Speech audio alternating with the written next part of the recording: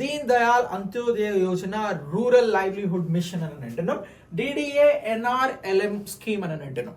ఈ స్కీమ్ ఏదైతే ఉన్నదో ఇది గ్రామీణ ప్రాంతాలలో SHGలు అంటే సెల్ఫ్ హెల్ప్ గ్రూప్స్, స్వయం సహాయక బృందాలు, మహిళా సంఘాలకి సంబంధించి రుణాలను సబ్సిడీ తక్కువ వడ్డీ రేటుకి అందించడం ద్వారా మహిళలకి స్వయం ఉపాధిని కల్పించినట్లయితే వారు స్వయం ఉపాధిని పొందుతూ మరొక నలుగురికి వారి బిజినెస్ అవకాశాల మేర కల్పిస్తారు. దీని ద్వారా మహిళల ఆర్థిక భద్రత పెరుగుతూ ఉంటుంది.